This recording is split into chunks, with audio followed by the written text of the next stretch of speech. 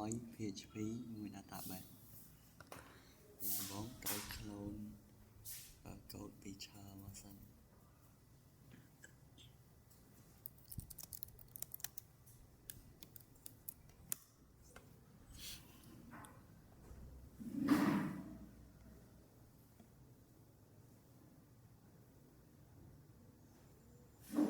ទៅពី clone ហើយ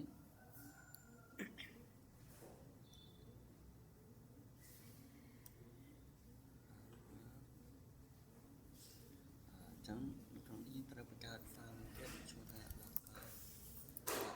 docker.compose .yaml ហើយទៀតគឺ docker file តើមកខ្ញុំនឹងទៅយកcode ពីឆាមកជាដំបូងនេះសម្រាប់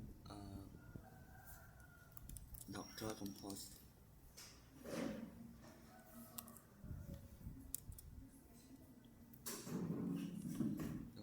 បន្ទាប់នេះសម្រាប់ docker file តែសម្រាប់ docker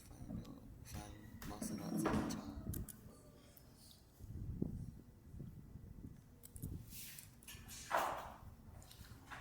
មកនេះគឺជា file គឺជា code សម្រាប់ model ភាសាកន្លែងនេះវាស្គាល់ local វាស្គាល់តែ DB ចេះត្រូវប្រើ DB ជំនួសមកវាពេញតមកនេះគឺជា file .htaccess ចេញត្រូវបង្កើត file ទៀតជា .htccess ហើយ file នឹងចូលសម្រាប់ file នេះបង្កើតសម្រាប់ឲ្យវាស្គាល់ថាចិត្ត route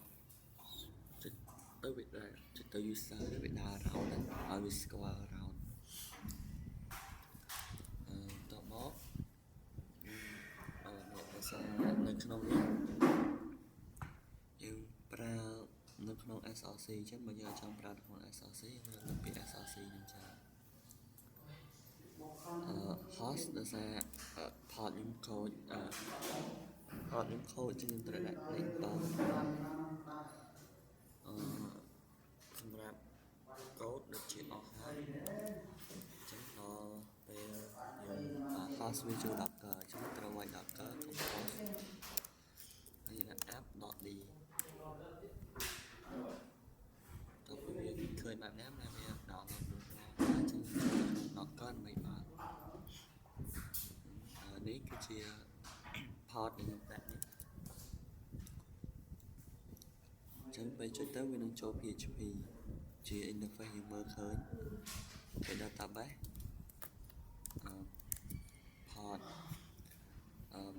PHP MySQL port 8081អញ្ចឹងដំបូងចូល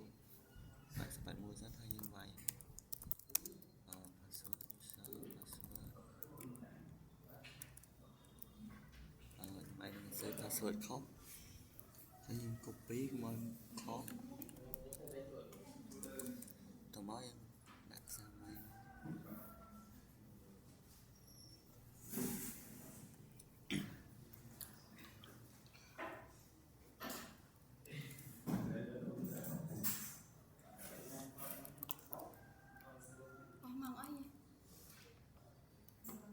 ចូលមកខាងនេះ